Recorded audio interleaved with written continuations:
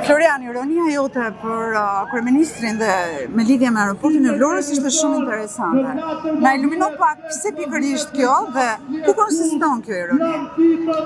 Ironia konsiston në faktin që si çdo projekt edhe aeroporti i Vlorës është një projekt që ka ngelur pesë. Pra, siç është porti i Durrësit ose marina e Durrësit dhe shumë projekte të tjera, inceneratorët, projekte të cilat kanë nisur për sa i përket korridorit Adriatiko-Jonian, e njëjta gjë me specifikën e aeroportit të Vlorës. Po në aeroportin e Vlorës ka një specifikën e Vlorës sepse kemi të bëjmë me një aeroport që duhet të ishte shumë i rëndësishëm për Shqipërinë e Jugut, për turizmin dhe për vetë jetesën e atyre zonave atje. Po kjo nuk ndodhi pasi siç edhe është parë edhe në media dhe në vendimet e gjykatave, aferat korruptive të fshehura mbas atij aeroporti tregojnë se tashmë është pezulluar gjithçka dhe kjo është vetëm në dëmin e të gjithë komunitetit, por në dëmin e gjithë Shqipërisë. Dhe si hyn Rama në lojë me aeroportet. Rama është njeriu që e ka mbrojtur, e ka promovuar, e ka propozuar atë projekt dhe normalisht Rama është personi i cili është edhe përgjegjës për mos realizimin e mos përfundimin e atij projekti në kohë. Faktikisht është parë që ai aeroport më shumë se sa njerëzve dhe më shumë se sa atyre shtetasve që vinë dhe frekuentojnë jugun, i intereson turizmit elitar. Dhe për shkak të investimeve që janë bërë në pjesën e jugut, ku plazhet pothuajse çmimet janë maramendse për tu asimuluar dhe nga njerëzit ato shtresat e mesme, nëse ka akoma shtresë mesme. Je duke folur me njëri që ka punuar shumë gjatë në sektorin e turizmit dhe që ka mbaruar një edukim për këtë pjesë. Turizmi në Shqipëri në 2012 këtij që sot kryeministri kanë propozuar disa ide për turizmin që unë mendoja në atë kohë nëse ti do të vinte në qeveri. Pasi unë kam votuar një herë, nuk e mohoj, se kam votuar një herë, nuk kam qenë kurrë antar partije, por kam votuar rotacionin në 2013. Aeroporti i Vlorës, si çdo lloj projekti tjetër, në momentin që këto projekte vendosen në formë personale nga kryeministri dhe nuk bëhet një studim i zonës, nëse ai aeroport duhet të zhvendosej pak më në veria, ndoshta në një zonë aty afër, po jo pikërisht në ato vend ku ka shkaktuar edhe polemika në Bashkimin Evropian dhe në komunitetet të tjera të cilën organizata që mbrojnë mjedisin. Si çdo gjë që ngjiset në këtë lloj forme, pra kur një kryeminist nuk pyet dhe vendos vetë se ku do të bëhet projekti dhe si do të bëhet projekti, natyrisht edhe aty ngjet, sepse aty fshihen pikërisht interesat. Dhe si çdo gjë tjetër në Shqipëri, kryeministri është përgjegjës, pasi ai është iniciatori dhe mbrojtësi. Nëse kryeministri nuk do ta mbronte, nuk do ta promovonte, nuk do ishte ai që do ta deklaronte fort dhe ta mënte fort atë projekt në media, vetë brenda politikës, por edhe në hapësirën ndërkombëtare, atëherë ne nuk do të kishim dyshim se sot sa kryeministri dhe ish kryeministri është e përfshirë në aferën korruptive të aeroportit të Vlorës.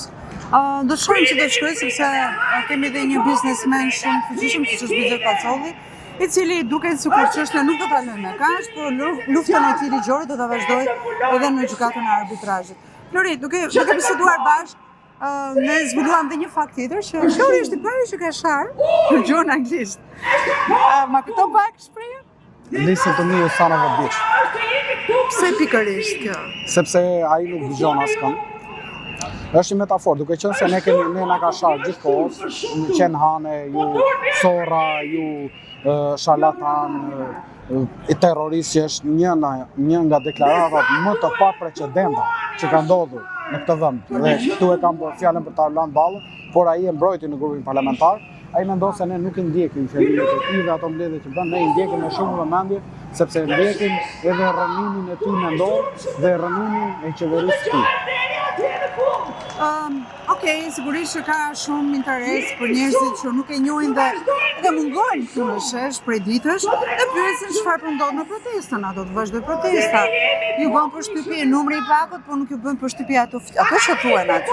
Që besoj se ajo do t'ju bëjë përshtypje, mesazhet që lëshohen nga ai shesh dhe nga ai podium i ngritur enkas për njerëzit për të dëgjuar dhe për të folur aty se çfarë ata kanë, pa kënaqësitë e tyre, se në fundit kjo nuk është më një protestë për mendimin tim, është një ndërgjegjësim.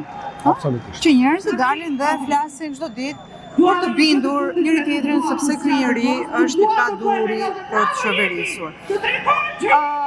Si mendon se do të shkojë protesta? Për ata që janë skeptike dhe për ata që kanë pikpyetje, Flori, në lidhje me këtë gjë. Shumë njerëz këtu edhe në diskutimin me tona që ne kemi një tjetër shpesh thuhet që kjo ishte një forcë e madhe e Zotit në momentin e duhur për mos të lejuar rënimin e mëtejshëm të shoqërisë. Në fjalimin tim në protestë i EPS unë fola për një situatat të premtimeve të cilat nuk janë realizuar kurrë, si çdo gjë tjetër në këtë vend, pra unë në aspektin e infrastrukturës ose ndërtimit të këtij vendi, por nëse fitem tek gjendja sociale e vendit jemi akoma shumë herë më keq. Pra kemi një sistem i cili që në vitin 1991, pavarësisht premtimeve se Shqipëria do të ishte një shembull evropian, se ne donim Europën, duhet të kishim arsimin, shëndetësinë, të gjitha shërbime, infrastrukturën, duhet të kishim si Europa. Ne nuk kemi asnjë projekt të realizuar nga fillimi deri në fund sipas standardeve të Bashkimit Evropian. Kjo është një. Protesta bashkoi pikërisht këtë fryrje të madhe mashtrimesh në të gjitha anët politike, duke i shkarkuar pikërisht në një shesh, duke thënë mjaft, ne jemi këtu, ne vendosim dhe ne duhet të pyetemi për jetën tonë. Nuk mundet kurse si që shteti të drejtohet në formë të personalizuar. Kjo gjë duhet marrë fund, kjo nuk ndodh askund. Kështu nuk shkojmë në Europë. Në fund të ditës, ne si shqiptarë kemi qenë gjithmonë të civilizuar, gjithmonë kemi përqafuar lirinë. Edhe vetë na emër na i lirët e kemi përardhjen, edhe ata i quajtën veten të lirë, sepse ata zgjodhen të ishin të lirë në një moment kur bota kaloi në një epokë të re. Kështu që kjo është protesta, është një shpirt shumë i bukur i këtij populli, i cili pavarësisht mundësive të prezencës së njerëzve, po nëse ne marrim protestën e madhe e cila u bë dy protesta të mëdha, një ndër protestat më të mëdha, sipas mediave ndërkombëtare, thuhet se kishte mbi 400.000 njerëz. Atëherë, për çdo person që është këtu në protestë, janë 4 veta, minimalisht një statistike pa thënë nga politika, po që është një statistike vërtet janë 4 veta që nuk kanë ardhur dhe janë familjet e tyre. Është si për shembull në rastin tim, që unë kam pasur 4 veta, po themi kanë qenë shumë më shumë, por po themi 4. Kështu që nëse marrim këto 400.000 në shesh dhe 1.200.000 në shtëpi, atëherë kjo bën edhe ato numrat e mëdhenj të një populli i cili ka reaguar. Po, në këtë matematike. E ndoqë sot kryeministrin për spellimin, le të themi, të fjalës besa? Keni koment, keni një ironi? Po, është një sipërmarrje e madhe që një kryeministër i pa besë të marrë përsipër të shpjegojë besën. Besa është thënë ndër shekuj. Shpesh ky kryeministër, duke qenë oksidental në natyrën e vet, ai shpesh do që të jetë ai pari të thot ai gjërat përpara dhe ne duhet i marrim thjesht si të besueshme dhe mund mos të argumentojmë fare sepse ai gjithmonë ka të drejtë. Kjo është një çmenduri. Ky kryeministër i cili e ka humbur fillin fare që është përgjegjësi për gjithçka, merr pjesë të shpjegojë dhe fjalën besë e cila është thënë shekuj më parë që prej gjenezës së këtij vendi.